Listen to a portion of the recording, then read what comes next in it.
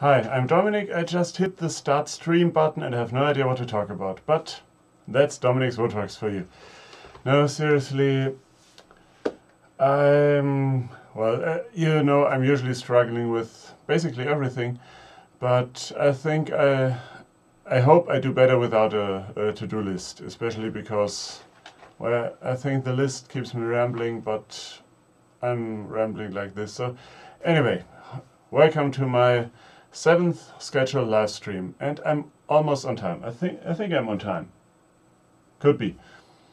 And I further downgraded the settings for this stream. I think I set the resolution to half HD basically, and the bitrate lower than last time. So I hope you're getting a good picture here. And from where I'm standing, and of course I can see the feedback of my camera, but I can also see the stream and it looks better. Let me know what you think. And on the subject of, you could paraphrase what I said before as overthinking, because that's what I tend to do. On the one hand, I think through projects and try to avoid mistakes that are avoidable, which is a minority, but I also overthink things like, well, for starters, my channel. Let's have that subject again. I don't want to bore you, but since you're watching Shop Talk on Dominic's Woodworks, you're probably interested a little bit in Dominic's Woodworks. Hopefully also in Dominic, which I think is a really nice guy. And you probably know the kind of humor I do. So, yeah. Thing is, I missed another video. I had something I thought I could finish, but I couldn't, and that's that. I did post a cat picture to Twitter, so maybe that's some consolidation. And yes, it's one of our cats, so it's not something grabbed off the internet, but taken with care and consideration. Yeah. And I think I can see the chat now, so if you got something to add, I might be able to look at it. Yeah. And not knowing what to talk about leaves me with no idea what to talk about. Now, actually, I've been overthinking this YouTube thing. I said it last time and I got some comments for which I'm grateful. But with the missed video, I'm contemplating whether it'd be worth it to skip the schedule again I'd probably keep the live stream schedule because that's relatively easy, there's no editing involved. But the projects. There is the one approach to upload regularly and often to appease YouTube's algorithm, but there's also the approach to don't give a whatever you want to call it at this time of the day, to do quality videos and upload them whenever they're ready, which would be, I don't know. Right now I'm approaching completeness on several videos, but I'll probably get them finished all at once, so it'll give me a buffer, but I hope I don't get too far behind when I do. But let me just check.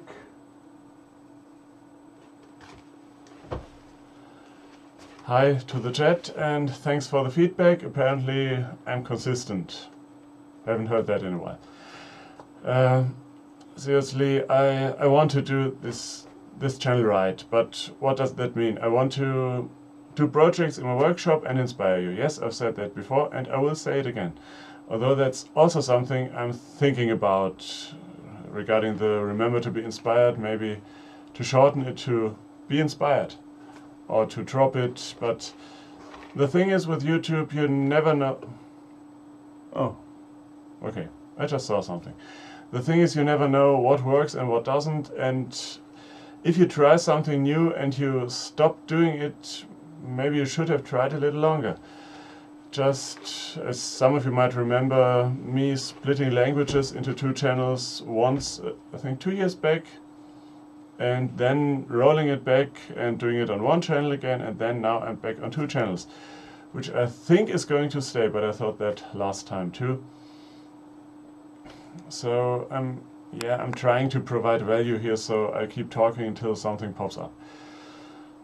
The thing is, I have a hard time scheduling stuff because I don't always know when I'll have time, mainly due to family reasons, which is to say that family is more important than YouTube, obviously. But let's say the youngest daughter gets to stay home while the others are out, then I have to watch her. She's, well, at the age where it gets interesting.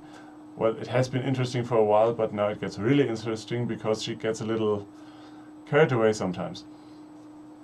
So if that happens, I can't go to the shop. Or if I do, she'll demand a screw and a screwdriver and wreak havoc.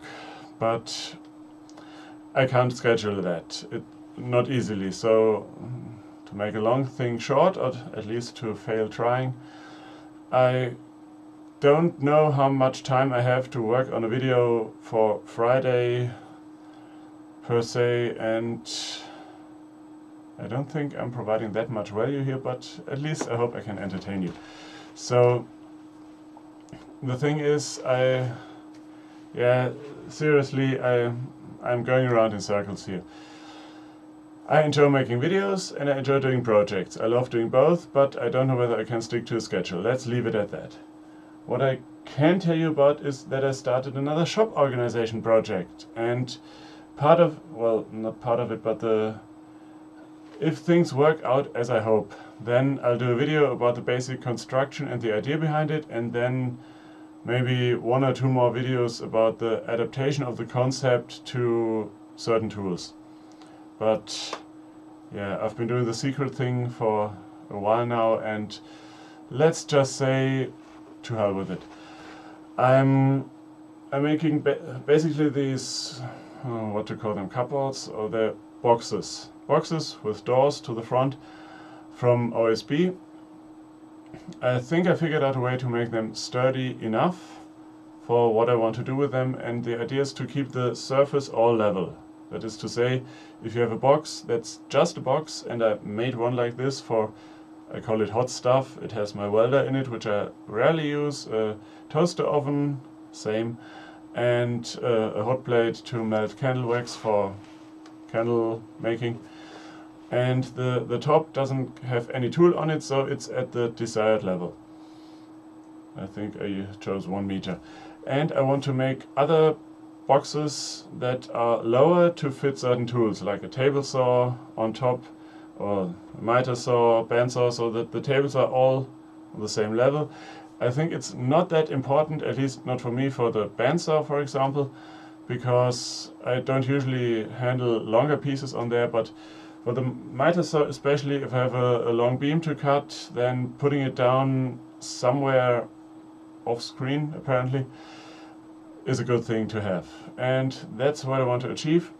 You probably know that I have 2 workbenches, shall we call them, in the shop that have metal drawers. They're board versions that I've kind of inherited. And I have well, basically 2 shop-made ones.